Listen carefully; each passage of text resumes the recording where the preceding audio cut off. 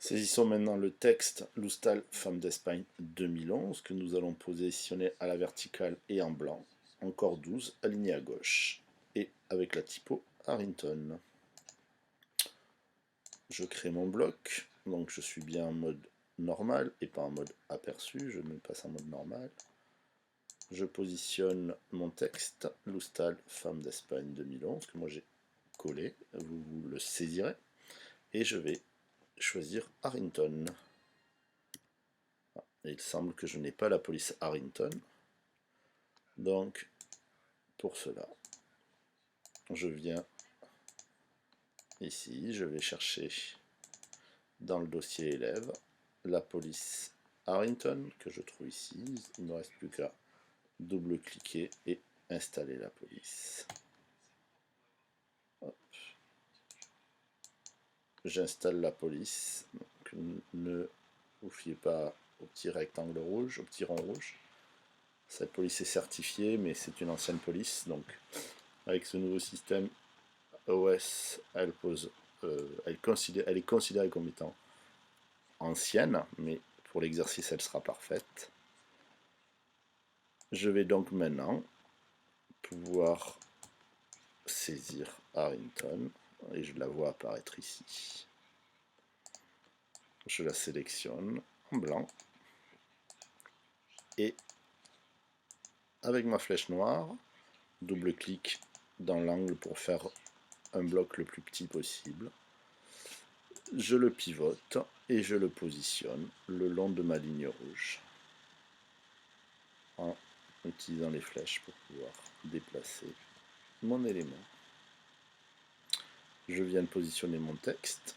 Il ne me reste plus qu'à positionner le deuxième texte. Pour cela, je rouvre mon ancien exercice InDesign. Je vais revenir à mon ancien exercice InDesign que je trouve ici. Je vais rouvrir le premier pour la peine. Donc c'est, je reviens ici, je fais coller, je colle mon élément et je vais le positionner dans l'épaule de la jeune fille. Donc pour cela, je vais être obligé de l'orienter à la main en utilisant l'outil texte. Vous voyez que si je double-clique à l'intérieur rapidement, je pars directement avec l'outil texte. Ma flèche noire, ici, je prends ma flèche noire, je double-clique à l'intérieur et je passe directement à un outil texte qui me permet de changer directement la couleur de mon texte. Et je vais zoomer. Je peux laisser appuyer pour faire un zoom plus grand, vous voyez.